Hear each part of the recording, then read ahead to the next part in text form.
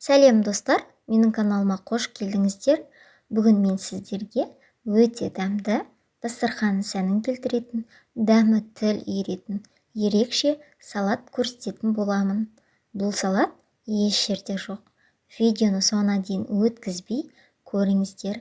Және де менің каналыма тіркеліп, қоңыраушаны басып қоюды ұмытпаңыз. Кез келген рецептер болады. Бізге керек заттардың барлығын төменге қалдырамын описание бөліміне. Алдын ала осылай көкөністеріміздің барлығын тазалап, жуып дайындап аламыз. Ең алдымен тазаланған баклажанымызды осылай тураймыз, видеодағыдай етіп, және де өте қатты қалың қылмаңыздар. Турап болғаннан кейін тұзды суға салып қоямыз. Оған дейін тәтті бұрыштарымызды әртүрлі қылып турап аламыз. Және сәбізімізді үккіштен ұзынша етіп өткіземіз. Енді осы аралықта майымызды қыздырып қоямыз. Майымыз қызғанша, енді баклажанымызға кляр дайындаймыз. Бізге керек жұмыртқа, ұн, су. Жұмыртқамызды осылай үлкен ыдысқа салып аламыз. Үстіне су құямыз, жақсылап араластырамыз. Шым-шым тұз салып, тағы да араластырамыз. Енді үстіне үлкен ас қасықпен аз-аздан ұнымызды сала отырып араластырамыз. Қоймалжың болу керек. Егер сізде қатты қою болса, су құюға болады, жұмыртқа салуға болады. Мінекей бізде дайын болды.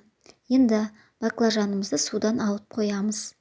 Оған дейін қызған майымызға тәтті бұрышымызды салып, бір араластыра отырып қуырамыз. Сол жеткілікті. Сәбізді де дәл солай араластыра отырып бір қуырамыз. Және де араластыруға ыңғайлы кең ыдысқа саламыз. Енді баклажанымызды жаңағы дайындаған клярымызға салып, араластырып, майымызға салып қуырамыз. Майымызға бірден салмаймыз, яғни осылай бір-бірлеп саламыз.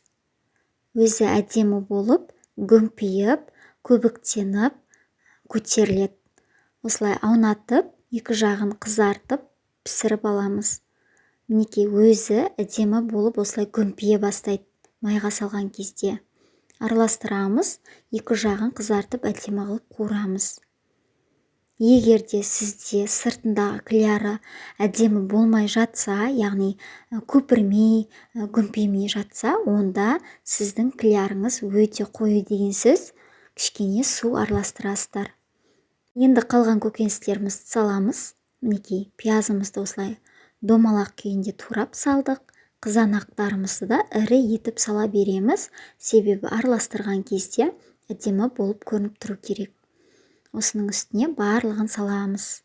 Және де бұның үстіне қуырылған жаңағы клярымыз өте керемет болып тұр. Жұп-жұмсақ. Бұны да үстіне салып араластырамыз. Корнишонымызды да дәл осы күйінде саламыз. Ортасынан бөлудің қажеті жоқ. Сарымсағымызды езіп, араластырып үстіне саламыз. Және де жуылған жаңағы біздің кинзамызды ірі етіп турап үстіне саламыз. Бұл салатқа әдемі дәм береді. Енді үстіне тұзды сеуіп, жақсылап бір араластырып қоямыз. Бірінші сұйық майды құйып алыңыздар. Және де үстіне 2 ас қасық паприка салып, жақсылап барлығын араластырып, осы салаттың үстіне құямыз.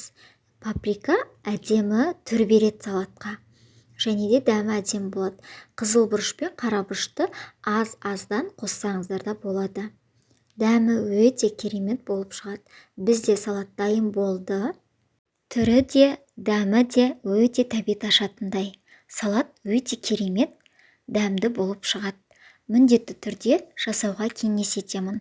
Кез келген дастарханыңыздың сәнін келтіреді. Және де бұл салат өте тойымды. Келген қонақтарыңыздың барлығына ұнайтынына сенімдімін. Менің каналыма тіркеліп, қоңыраушаны басып қоюды ұмытпаңыз. Сіздермен болған Фариза ас болсын.